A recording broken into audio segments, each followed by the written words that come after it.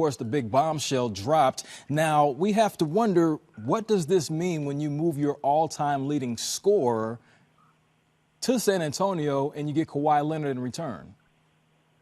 Well, you're getting arguably one of the top 5 talents in the NBA, but probably only for a year at the most. It's you're moving a guy, DeMar DeRozan, who professed to want to play his entire career in Toronto.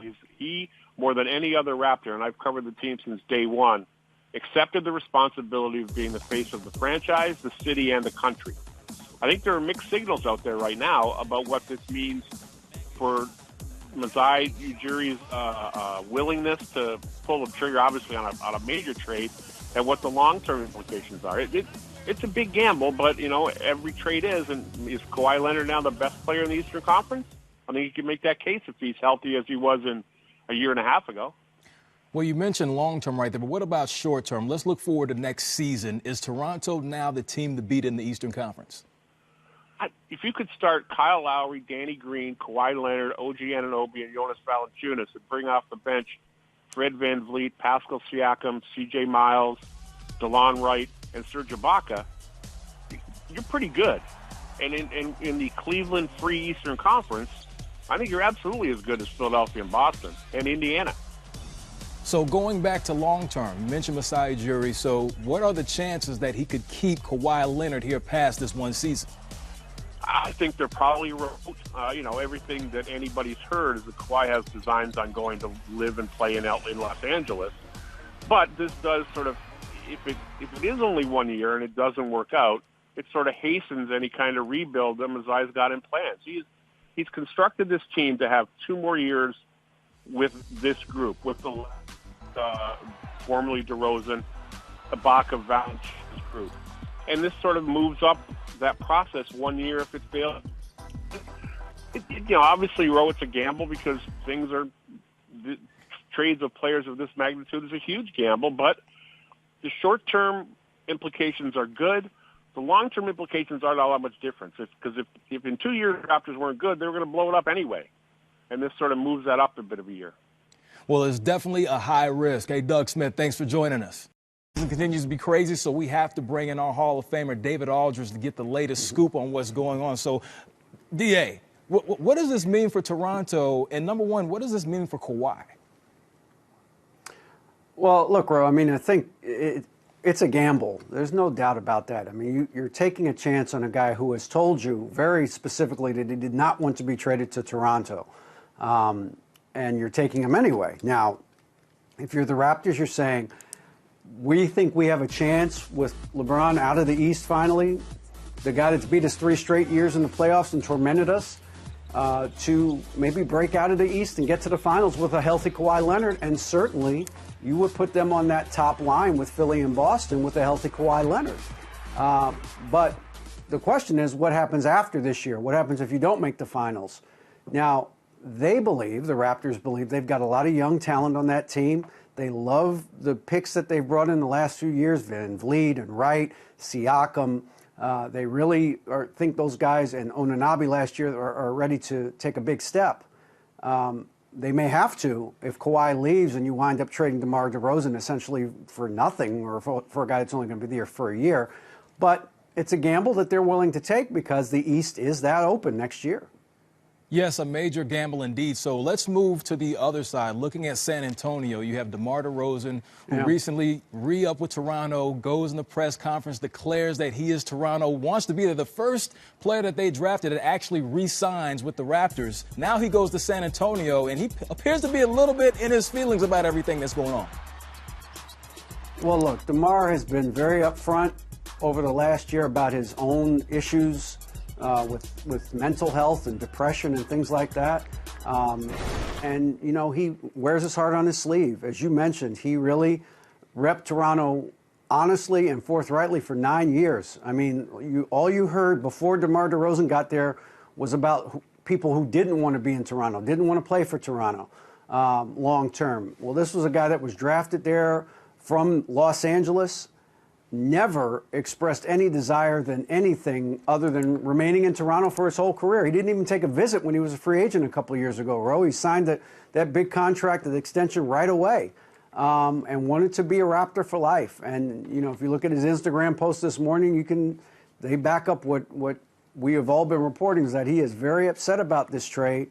He feels like the Raptors lied to him. You know, he and his representatives talked with them last week in Las Vegas, and what they are saying is they were assured he wasn't going to be dealt. Now, look, things change. We understand that.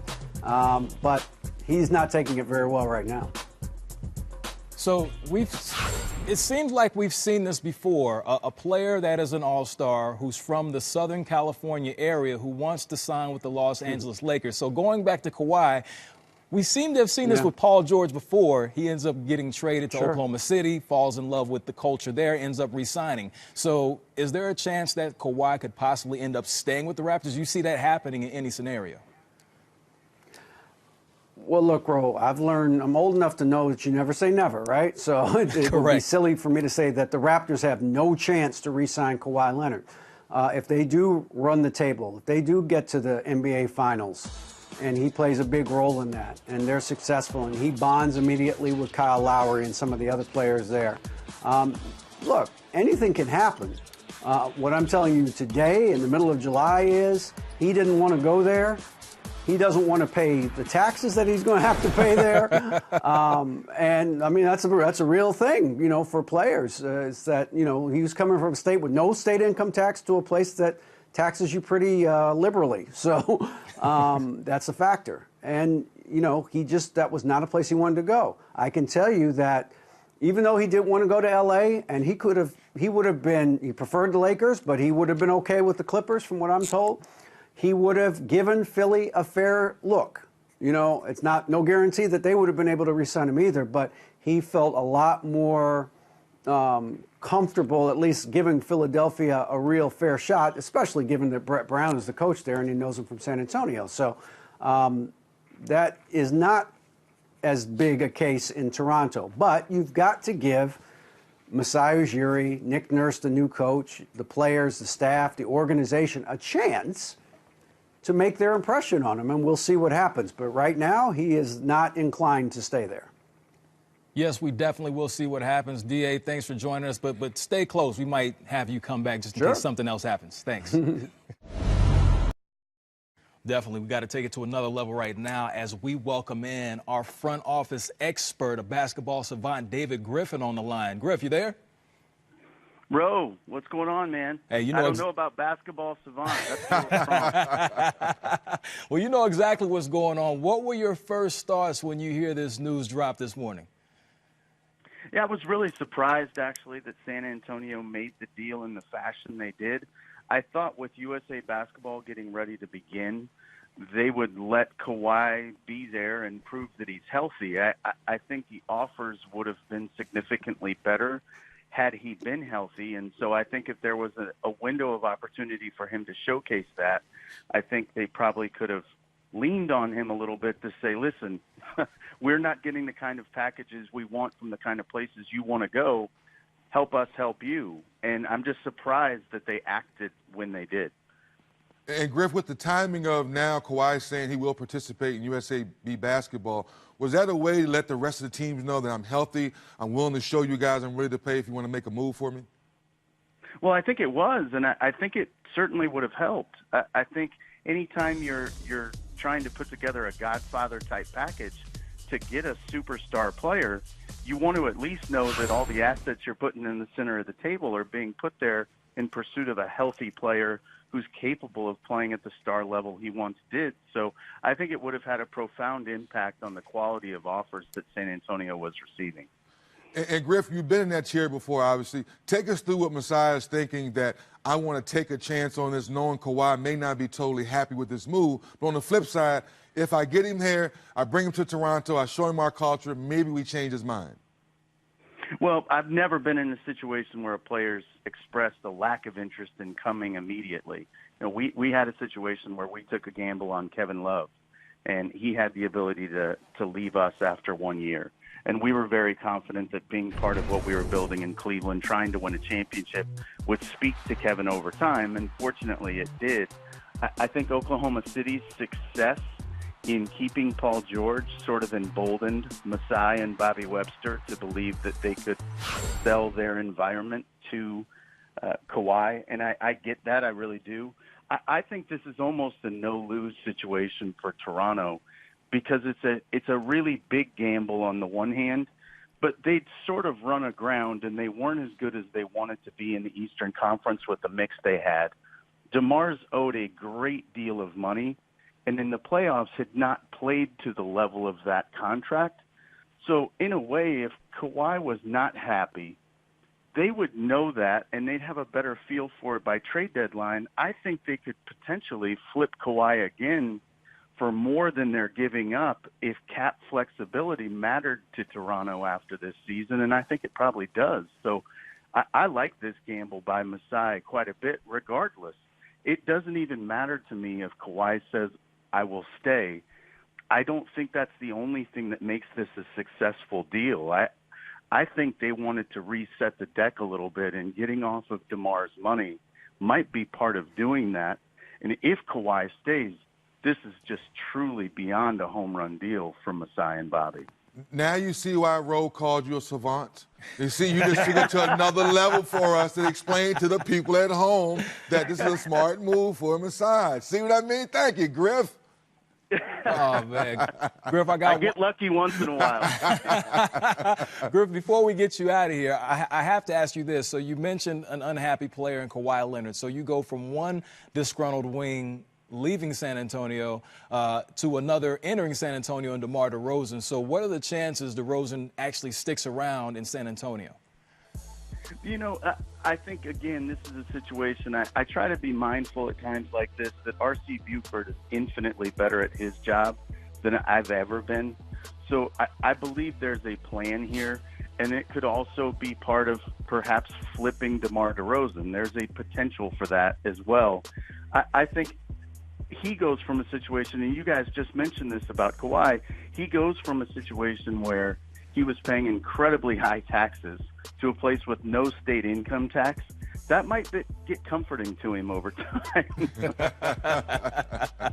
Of course, it's all about the money at the end of the day. At least that's what I've heard. Hey, Griff, thanks for taking time to join us. Now we are joined by the legend, the man that was responsible for constructing the Toronto Raptors franchise as an owner, front office exec, and head coach, the Hall of Famer Isaiah Thomas. Zeke, when you heard this news, what were your first thoughts? My first thoughts were wow, and I say wow because, you know, with LeBron James leaving the East, he was the Toronto killer. He was the person, in my opinion, that really stopped the Raptors from advancing single-handedly. Now that he's in the West, you had to look at this Raptors team with all of their playoff experience, with the DeRozan, with the East being kind of down this year or kind of up in the air because there's no LeBron James. Toronto, you would have thought that they would be one of the favorites to come out of the East this year. And to make this move, you're looking at a Kawhi Leonard and a Danny Green that if they come and they put their heart and soul into the franchise as DeRozan did, then they still are the favorite to come out of the East. But if Kawhi's heart and soul is not into being a Toronto Raptor, then it could be a long season for the Raptors. And Zeke, I want to go into your GM mind right now. If you're Pop or Masai Ujiri, how are you making Kawhi and DeMar DeRozan feel good about themselves to feel, to your point you just made, that they want to play good basketball and buy all the way in? Well, there's two parts to this. There's an economical part, and then there's a playing on the field part, a playing on the floor. So when you look at the economics of it, and if you're Toronto, you're saying, okay, I've made the decision that I'm going to have a one-year rental in Kawhi Leonard, and I don't believe in my team anymore. So this speeds up the rebuild process because I think all of us know that Kawhi is 70% a Laker right now in his heart. If you're San Antonio, you're saying, okay, I don't want to make the Lakers better. I don't want to make a team in the West better. So the best thing I can do is move, the star player to the East. You're getting an all-star back in DeRozan. He's 3 years still under contract. So you have stability if you can get DeRozan to buy into the Spurs way. So economically and playing-wise, that's how I view those two situations. So, Zeke, I have to ask you this. You're very familiar with Toronto and how things work in Canada. Is there any scenario in which Kawhi gets comfortable there and stays past this one season? Well, we all thought that Paul George would never be comfortable in OKC, and it worked out. So, there's always a chance. However, I say that, if I think the thing to watch this upcoming season is, and even maybe before the season starts, does Toronto now make a trade with the Lakers? Does Toronto accept the Laker package that was put on the table with all the young players, all the draft picks? So this puts the Lakers right back in the mix as a potential trade partner with the Raptors. And if you're looking at the Raptors from a rebuild or a startup, they've acquired, the most valuable asset in terms of player in the free agent market for trades and potential to move to make their team better. So it's a win-win for Masai and the Raptors, either way you look at it. If you're trying to get him to buy in to win the championship, or you're looking to trade him for more valuable players. Great points made there. Apparently, Masai Ujiri keeping all those options open, doing a great job as the president of the Raptors. Hey, Zeke, thanks for joining us. Hey, you're welcome, and good luck, you guys. Wow. Unbelievable. Very unbelievable. And this is the social media post I spoke about. Be told one thing and the outcome is another. Can't trust them. Ain't no loyalty in this game. Wow.